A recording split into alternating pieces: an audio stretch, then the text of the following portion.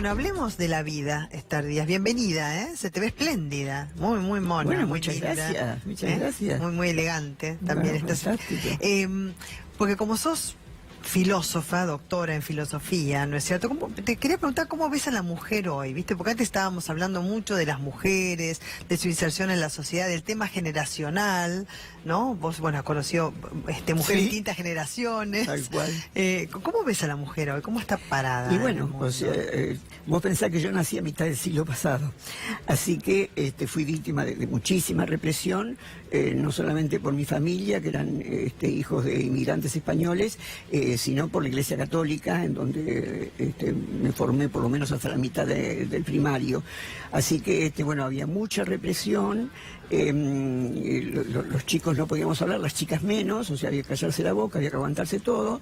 Y, bueno, desde esa época, en donde cuando yo quise hacer el secundario, no me lo permitieron, bajo el fundamento de que era mujer, este momento que las chicas pueden salir a la calle, manifestarse y luchar nada menos que por el aborto legal, bueno, realmente les tengo una sana envidia. Sana, o sea, no porque no quiero que lo tengan ellos, sino porque me hubiera gustado estar en esa lucha. En cierto modo lo estoy, desde mis escritos, desde mis clases, desde mis intervenciones, pero en mi época era impensable.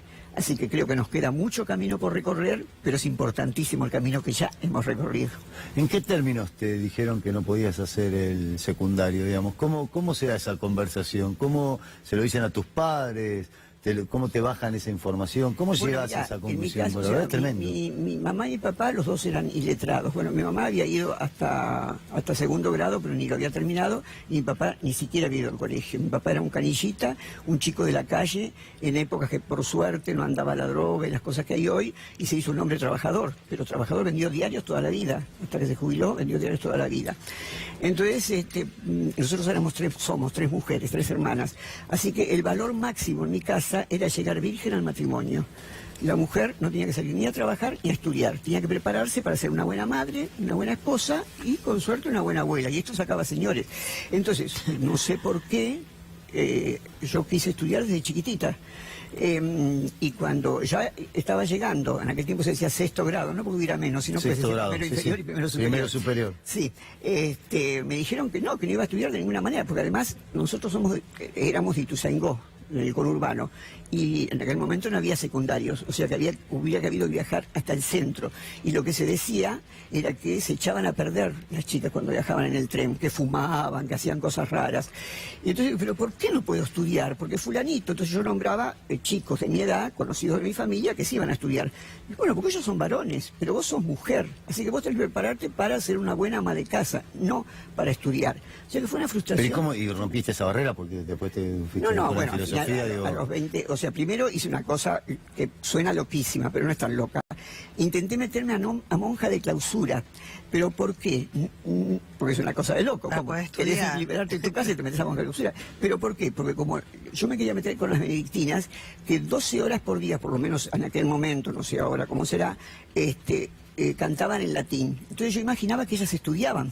Claro. Pero resulta que cuando fui postulante, no llegué a ser novicia, pero cuando fui postulante me enteré que no, que cantaban por fonética, que no sabían el latín. Que no sabían. Así que tampoco podía estudiar ahí, y era peor todavía que estar en mi casa, porque en mi casa, bueno, no me dejaban estudiar, pero se supone que habría cariño. Pero fuiste a secundario.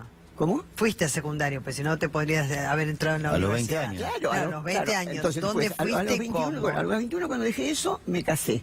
Cumplí con el mandato, llegué virgen al matrimonio, tuve un hijo y una hija. ¿Te casaste enamorada al menos? Sí. ¿Te gustaba? Pero mi marido resultó alcohólico y golpeador. Así que a los 3 o 4 años me separé. Después, cuando vino la ley, me divorcié. En ese momento no había ley de divorcio en la Argentina. Y yo era... La 69 bis estaba en esa época. Tal cual. Bueno, entonces... No, mis padres. A los 26 años era peluquera y me sentía un estigma de no haber estudiado. Y ya era vieja para estudiar, porque vos pensás que en esa época el término de vida esperable eran 65 años. Y me daba un poco de vergüenza empezar a estudiar a esa edad, pero más vergüenza me daba no haber estudiado. Y dije, bueno, si la muerte me alcanza en el camino, que me alcance, pero por lo menos intentándolo. Claro. Y ahí recién la mirada del otro se dio cuenta que yo tenía capacidades especiales, por decirlo de alguna manera. Entonces hubo profesores Y me dijeron, pero es una lástima que usted haga 5 años, porque yo a la noche tenía que dejar a mis chicos con una muchacha y venir para la capital para estudiar. Entonces, di primer año libre, di segundo regular, di tercero libre, di cuarto regular, di quinto libre. Así que en 2 años hice ¿Te secundario. recibiste?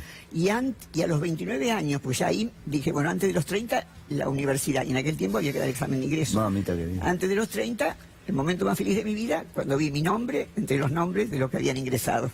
Y bueno, también ahí... Qué maravilla. ¿Cuántas mujeres se egresaron con vos?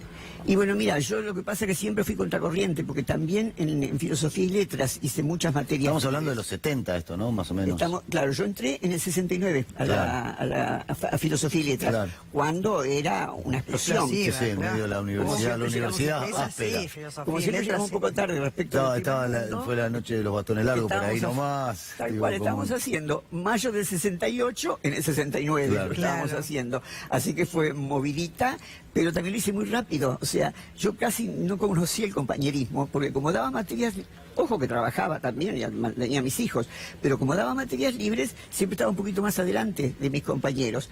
Y cuando me recibí, que fue en el 71, en el 73, perdón, comenzó a enrarecerse el país.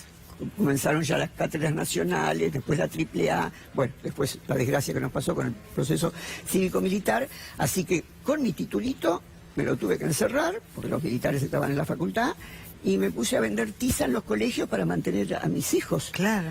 Y recién cuando vino la democracia, tuve la suerte de entrar como titular en el CBC y volver a filosofía y letras a hacer mi doctorado. Así que me doctoré a los 50, mejor dicho, entregué mi tesis a los 50 y la defendí casi a los 51. Maravilloso. Sí. Y vos tenías que mantener a tus hijos, o sea que... Bueno, los tenía que mantener. Lamentablemente, en los últimos 4 años fallecieron mis 2 hijos.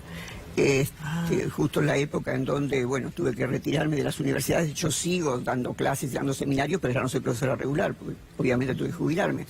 Así que fue después de 4 años terroríficos, de muchas desgracias en mi vida pública, porque para mí fue una desgracia tener que dejar la universidad, aunque ahora volví, y en mi vida personal ni hablar.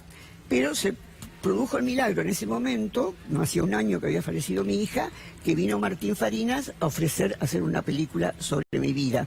Yo dije, pero mi vida dejó de tener atractivo. Cuando yo entraba y me ovacionaban esos chicos, pero entonces este muchacho muy inteligente me dijo, no, a mí tu vida pública no me interesa en especial, me interesa ver cómo la filosofía atraviesa un cuerpo.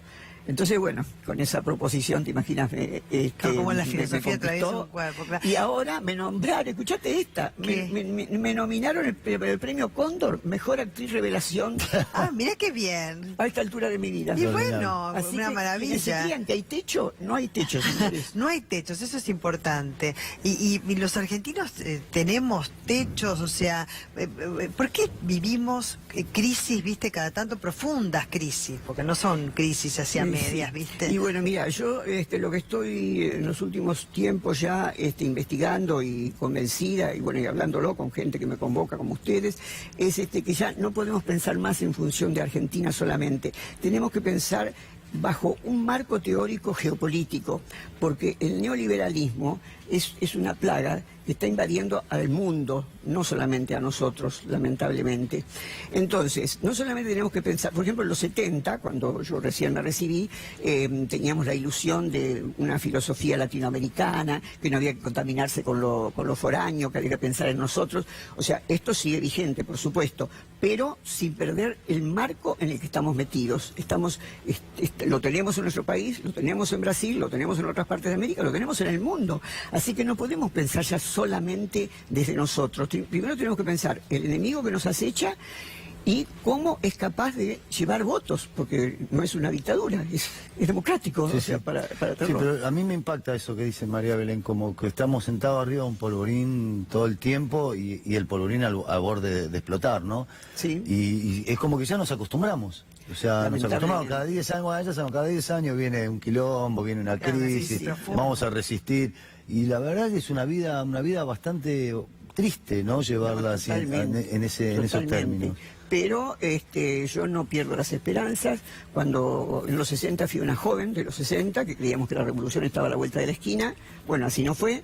¿Y qué quiere decir? Que ahora que veo esta situación terrible que también describen ustedes, ¿hay que bajar los brazos? No, siempre hay que seguir resistiendo, desde mi punto de vista.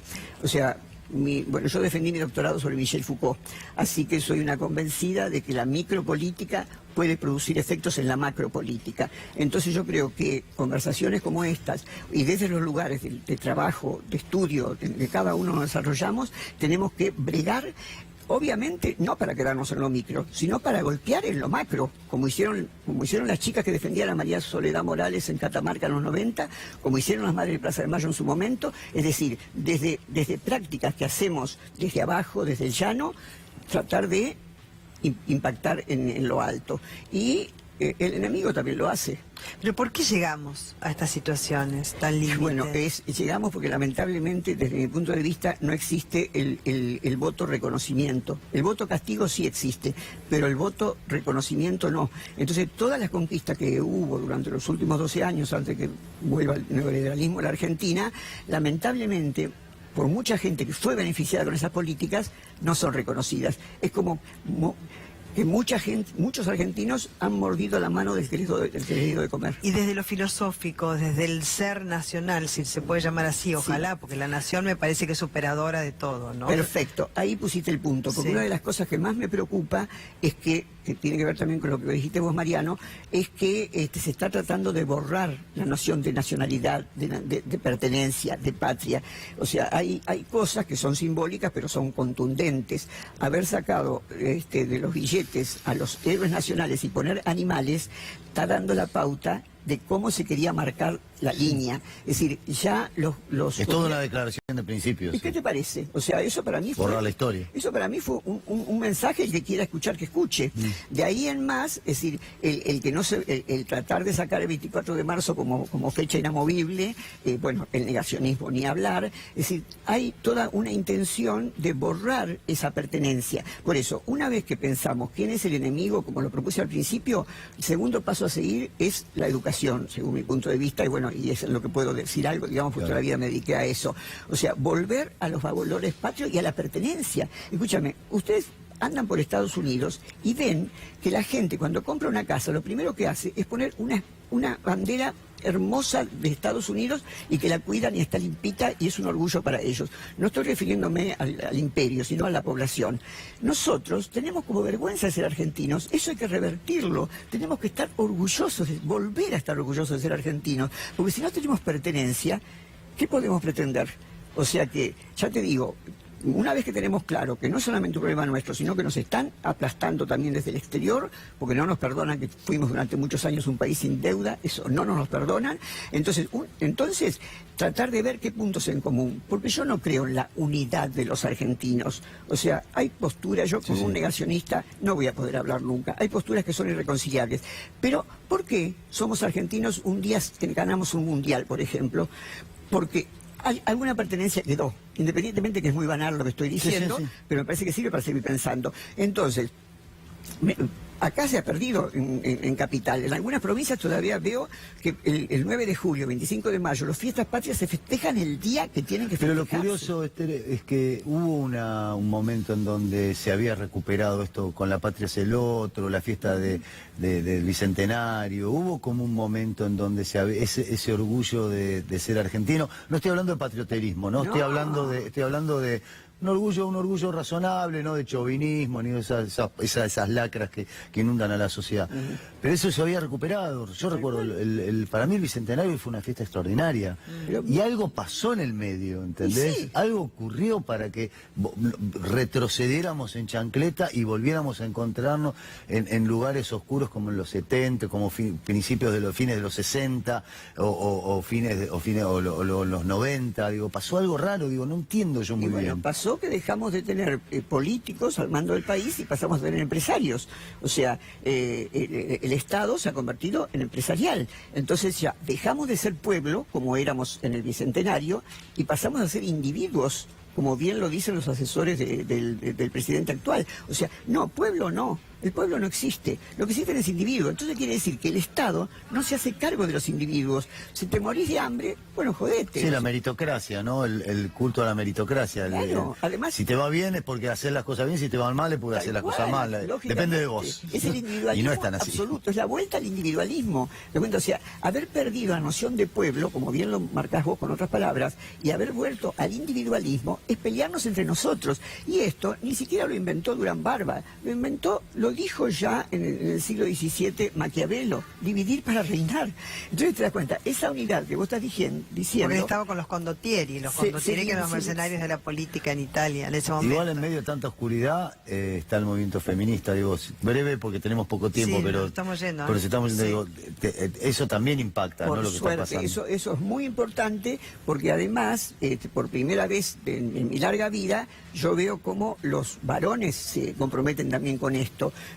Como por ejemplo cuando hay esas discusiones de si los chicos tienen que ir, los varones no tienen que ir o no tienen que ir a las marchas, ellos dicen, no, si una minita me dice que no tengo que ir, yo no voy. O sea, esa conciencia que se atraviesa también a... presuntamente machista. Digo presuntamente porque en las discusiones del Senado, cuando fue lo del aborto legal, fallido para nosotros lamentablemente, se vio bien que el machismo no es una cuestión de varones solamente, es una categoría que atraviesa todo, porque había muchas mujeres que, bueno, eran más lamentables que varios varones, ¿no es cierto? Y atravesó todo absolutamente, incluso distintas secciones políticas, porque hubo hasta hubo gente opositora y gente oficialista que votó a favor o que votó en contra. Así que eso dio la prueba de que encontraron algo, así como encontraron algo, en este caso las chicas, las mujeres, para unirnos, tenemos que encontrar algo para tener pertenencia otra vez al país, para volver a eso que vos decías. Gracias, Esther.